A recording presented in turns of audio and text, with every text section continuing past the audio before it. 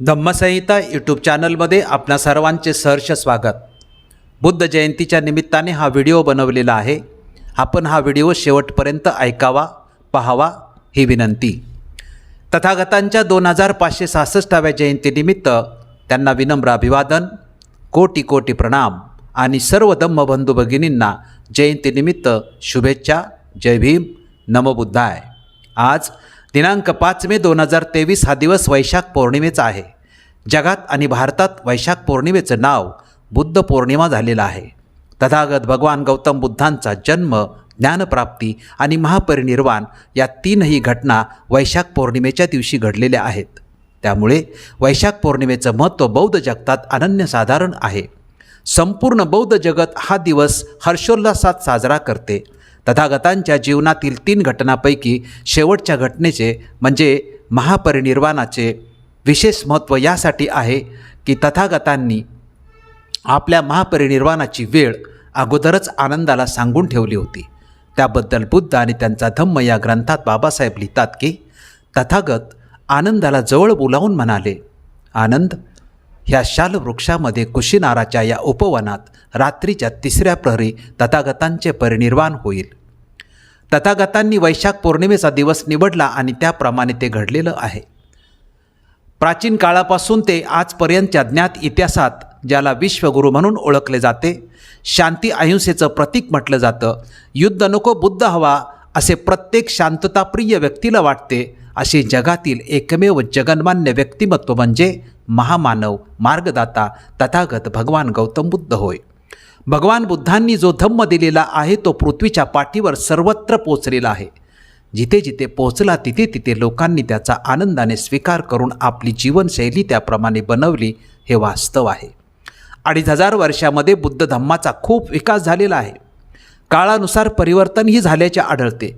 मूळ बुद्ध धम्म संप्रदाय विरहित होता, परंतु काही काळानंतर त्यामध्ये संप्रदाय निर्माण झालेले आढळतात। भारतात निर्माण झालेला बुद्ध धम्म जगात विकसित झाला, परंतु भारतात मात्र काही काळ तो लोप पावला होता। परंतु पुन्हा भारतात त्याचे पुनरुज्जीवन डॉक्टर बाबासाहेब आंबेडकरांनी 14 ऑक्टोबर 1956 साली केल्याचा इतिहास अजरामर झालेला आहे। बुद्ध जयंतीच्या निमित्ताने आपण या व्हिडिओमध्ये बौद्ध धम्माचे जागतिक वास्तव, भारतातील वास्तव आणि त्यानंतर डॉक्टर बाबासाहेब आंबेडकर अभिप्रेत बौद्ध धम्म या मुद्द्यांचा संक्षिप्त आढावा घेणार आहोत। आजचे बौद्ध धम्माचे जागतिक वास्तव काय आहे ते संक्षिप्त स्वरूपात असे की आज विश्वाच्या सर्व महाखंडामध्ये बौद्ध धम्माचे अनुयायी आहेत। चीन, हाँगकाँग, जपान, दक्षिण कोरिया, उत्तर कोरिया, ताइवान, मकाऊ आणि व्हिएतनाम या देशात महायानी बौद्ध अनुयायी आहेत। तर थेरवादी बौद्ध अनुयायी Cambodia, Laos, Myanmar, Thailand, Singapore, Sri Lanka, Indonesia आणि फिलिपिन्समध्ये मोठ्या संख्येने आहेत। वज्रयानी बौद्ध अनुयायी तिबेट, भूतान, मंगोलिया आणि रशियाच्या काही भागामध्ये बहुसंख्येने आहेत। जगात 18 पेक्षा जास्त देश असे आहेत जिथे बौद्ध अनुयायी बहुसंख्याक आहेत।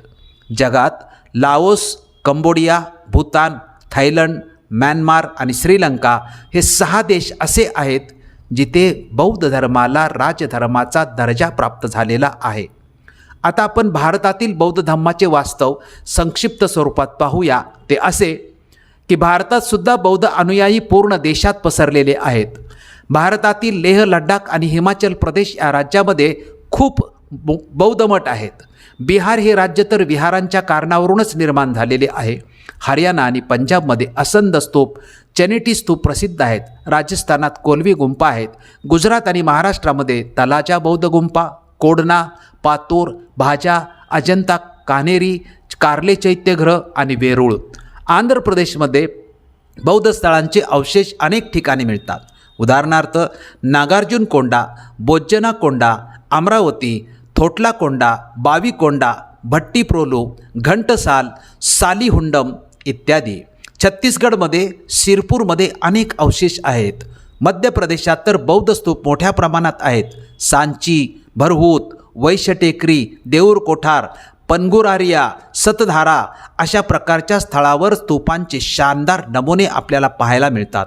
उत्तर प्रदेशात श्रावस्ती, कोशांबी, संकिसा, वेरज्जा, कुशीनगर, गणवरिया, सारनाथ सारखी बौद्ध स्थळे आहेत जिथे गौतम बुद्ध स्वतः राहिलेले आहेत अथवा येऊन भेट देऊन गेलेले आहेत. एकूणच भारताची बौद्ध सभ्यता व संस्कृती भारताची विरासत आहे, ज्यावर कोणत्याही देशाला स्वाभिमान वाटू शकतो, गर्व वाटू शकतो. असे वास्तव असले तरी भारतामध्ये बौद्ध धम्म काही काळ लोप पावला होता. त्याचे पुनरुज्जीवन डॉक्टर बाबासाहेब आंबेडकरांनी केले. याचा थोडक्यात आढावा घेऊया. प्रथमतः बाबासाहेबांनी संविधान सभेच्या माध्यमातून स्वातंत्र्य, समता व बंधुता या बुद्ध धम्माच्या तत्त्वज्ञानावर आधारलेले देशाचं संविधान लिहिलं आणि संविधान सभेच्या शेवटच्या भाषणामध्ये याचा उल्लेखसुद्धा त्यांनी केला आहे की ही तत्त्वत्रयी फ्रान्सच्या राज्यक्रांतीतील बुर्झवा पेटीतून घेतलेली नव्हे तर 2500 वर्षापूर्वीच्या तथागत भगवान गौतम बुद्धाच्या तत्त्वज्ञानातून घेतलेली आहे. तसेच तिरंग्यावर अशोक चक्र, 4 सिंहाची राजमुद्रा, राष्ट्रपती भवनावर बुद्ध वचन, राष्ट्रपती भवनामध्ये बुद्धांचे शिल्प ही बौद्ध धम्माची प्रतीके देशाची प्रतीके बनवण्याचे महान ऐतिहासिक कार्य त्यांनी केले आहे. याचा त्यांनी स्वतःही अनेक ठिकाणी उल्लेख केलेला आहे. डॉक्टर बाबासाहेब आंबेडकर अनेक वर्षापासून देशात बुद्ध जयंती राष्ट्रीय स्तरावर साजरी करण्यासाठी सरकारी सुट्टी मिळावी म्हणून प्रयत्न करीत होते. त्यात त्यांना 1950 सालच्या संविधानानंतर यश आले. पंडित नेहरूंच्या मागे लागून त्यांनी संविधान लागू झालेल्या वर्षापासून पुन्हा प्रयत्न करून बुद्ध जयंतीची सुट्टी मान्य करून घेतली आणि राष्ट्रीय स्तरावर बुद्ध जयंती पुन्हा या देशात बाबासाहेबांच्या यशस्वी प्रयत्नांनी सुरू झाली. 1950 सालापासून बाबासाहेबांनी बुद्ध जयंतीनिमित्त जाहीरपणे मोठे कार्यक्रम करून बुद्ध जयंती साजरी करण्याचे सुरू केले होते. दिल्ली आणि मुंबईमध्ये 1950 ते 56 या काळात बाबासाहेबांच्या उपस्थित बुद्ध जयंती साजरी करण्यात आली आहे. त्यातील काही संदर्भ पाहूया. दिल्लीतील पहिली जयंती 2 मे 1950 हा दिवस भारतीय इतिहासात आणि विशेषतः अस्पृश्य जनतेच्या चळवळीत सुवर्ण अक्षराने कोरला जाईल. या दिवशी दिल्ली येथे भगवान बुद्धांची 2494वी जयंती डॉक्टर बाबासाहेब आंबेडकर यांच्या अध्यक्षतेखाली अस्पृश्य समाजाने जाहीरपणे साजरी केली. सुमारे 22 वर्षापूर्वी अस्पृश्य समाजाने महाड येथे मनुस्मृतीचे जाहीर धन केले होते आणि गुलामगिरी डांबणाऱ्या हिंदू धर्मात अस्पृश्य समाजाने राहू नये असा निश्चय जाहीर केला होता. त्या पार्श्वभूमीवर दिल्लीतील बौद्ध जयंतीस विशेष महत्त्व प्राप्त होते यात शंका नाही. या बौद्ध जयंतीस जवळजवळ 20,000 अस्पृश्य बंधू भगिनींचा समुदाय हजर होता. निरनिराळ्या राष्ट्रांचे परराष्ट्रीय वकील सदर समारंभास प्रामुख्याने दिसत होते. शिवाय बौद्ध धर्मीय भिक्खूंचाही समुदाय खूपच होता. दिल्लीतील दुसरी जयंती Delhi schedule caste welfare association आणि भारतीय महाबोधी सोसायटी यांच्या विद्यमाने नवी दिल्ली येथे दिनांक 19-20-21 मे 1951 रोजी बुद्ध जयंती मोठ्या स्वरूपात साजरी झाली. दिल्लीतील ही दुसरी जयंती रविवार 20 मेला एक टोलेजंग सभा झाली. त्यामध्ये डॉक्टर बाबासाहेब आंबेडकरांचे प्रमुख भाषण झाले. दिल्लीतील शेवटची जयंती दिल्ली येथे दिनांक 10 जून 1956 रोजी डॉक्टर आंबेडकर भवनाच्या पटांगणात सभा आयोजित करण्यात आली होती. त्यात 30,000च्या वर समुदाय हजर होता. ही सभा 2,500वा बुद्ध महापरिनिर्वाण दिन, जयंती व संबोधी प्राप्ती दिन साजरा करण्याकरता भारतीय बौद्धजन समितीच्या दिल्ली येथील शाखेमार्फत बोलवण्यात आली होती. कंबोडियाचे आदरणीय वीर धर्मवीर महाथेरा हे या सभेचे अध्यक्ष होते. या प्रसंगी डॉक्टर बाबासाहेब आंबेडकरांचे मुख्य भाषण झाले. बाबासाहेबांच्या हयातीतील दिल्लीतील शेवटची जयंती. मुंबईतील जयंती 24 मे 1956 नरे पार्क येथील बुद्ध जयंती समारोहात बाबासाहेबांचे मुख्य भाषण झाले. मुंबई आणि दिल्लीतील बुद्ध जयंत्यांच्या भाषणातून बाबासाहेबांनी बुद्ध धम्माचे महत्त्व सांगून सर्वांनी बुद्ध धम्म स्वीकारला पाहिजे असे सांगितलेले आहे. आता 14 ऑक्टोबर 1956ची धम्मदीक्षा डॉक्टर बाबासाहेब आंबेडकरांनी 1935 ते 56 या काळात बौद्ध धम्माचे भारतात पुनरुज्जीवन करण्याची योजना बनवून 1956 साली ती यशस्वी केली आहे. बौद्ध धम्माच्या जागतिक इतिहासातील आणि विशेषतः भारताच्या इतिहासातील हे महान ऐतिहासिक कार्य डॉक्टर बाबासाहेब आंबेडकरांनी केलेले आहे. बौद्ध स्थळांची पाहणी डॉक्टर बाबासाहेब आंबेडकर बौद्ध धम्माच्या दीक्षेनंतर ऐतिहासिक बौद्ध स्थळांना भेटी देण्यासाठी गेले होते. तिथे त्यांचे स्वागत झाले व तिथेही त्यांनी बौद्ध धम्माबाबत मार्गदर्शन केले. बाबासाहेबांनी बुद्ध धम्म का स्वीकारला याचे स्पष्ट उत्तर आहे की हा अस्पृश्यांच्या पूर्वजांचाच धर्म आहे. बौद्धांना म्हणजे आपल्या पूर्वजांना अस्पृश्य बनवण्यात आले होते. अस्पृश्य मूळचे कोण या ग्रंथात सुरुवातीलाच बाबासाहेब लिहितात की अस्पृश्य मूळचे बौद्ध आहेत व ते बौद्ध आहेत म्हणून त्यांना अस्पृश्य केले आहे. दुसरे बौद्ध धर्म स्वीकारण्याचे कारण म्हणजे हिंदू धर्मातील चातुर्वर्ण व्यवस्था, जाती व्यवस्था यामुळे निर्माण झालेली सामाजिक विषमता होय. बौद्ध धर्माच्या स्वीकाराची माहिती घेण्यापूर्वी डॉक्टर बाबासाहेब आंबेडकरांची धर्माबाबतची भूमिका काय होती हा प्रश्न समजून घेणं अत्यंत आवश्यक आहे. आणि या बाबतीत डॉक्टर बाबासाहेब आंबेडकर म्हणतात की धर्म माणसाला आवश्यक आहे, त्याशिवाय त्याचे जगणे सुसह्य होणार नाही. ही भूमिका पाहिल्यानंतर डॉक्टर बाबासाहेब आंबेडकरांची बौद्ध धर्माबाबतची भूमिका काय होती हे बाबासाहेबांच्याच शब्दात पाहूया. 14 ऑक्टोबर 1956 नागपूर येथे केलेले भाषण. या भाषणात बाबासाहेब म्हणतात, मला एका गोष्टीचे आश्चर्य वाटते. एवढा वादविवाद सर्वत्र होतो आहे, पण एकाही माणसाने मी बौद्ध धर्मच का स्वीकारला हा प्रश्न मला विचारला नाही. कोणताही दुसरा धर्म न स्वीकारता हाच धर्म का स्वीकारला हा कोणत्याही धर्मांतराच्या चळवळीतील मुख्य आणि महत्त्वाचा प्रश्न असतो. धर्मांतर करताना धर्म कोणता व का घ्यावायचा हे तावून सुलाखून पाहिले पाहिजे. आम्ही हिंदू धर्मत्यागाची चळवळ जवळजवळ 1935 पासून येवले येथे एक ठराव करून हाती घेतली. मी हिंदू धर्मात जन्मलो तरी हिंदू धर्मात मरणार नाही अशी प्रतिज्ञा मी मागेच केली होती आणि काल मी ती खरी करून दाखवली. मला इतका आनंद झाला आहे, हर्षवायूत झालेला आहे, नरकातून सुटलो असे मला वाटते. मला कोणी अंधभक्त नको आहेत. ज्यांना बौद्ध धर्मात आता या वयाचे त्यांनी जाणिवेने आले पाहिजेत. बाबासाहेबांना बौद्ध धर्म का आवडतो या प्रश्नाचे उत्तर दिनांक 12 मे 1956 रोजी ब्रिटिश ब्रॉडकास्टिंग कॉर्पोरेशनच्या नभोवाणी केंद्रावरून डॉक्टर बाबासाहेब आंबेडकरांनी केलेल्या भाषणात देतात. ते म्हणतात, मला देण्यात आलेल्या मर्यादित वेळेत मला विचारलेल्या 2 प्रश्नांची मी उत्तरे देतो. एक, मला बौद्ध धर्म का आवडतो आणि दुसरा, आजच्या परिस्थितीत तो जगाला कसा उपयुक्त ठरू शकतो. मला बौद्ध धर्म का आवडतो तो दुसरा कोणताच धर्म सांगत नाही. अशा 3 तत्त्व एकत्रितपणे सांगतो. बाकीचे धर्म ईश्वर, आत्मा आणि मरणोत्तर जीवन यांच्याच जंजाळात अडकून पडलेले आहेत.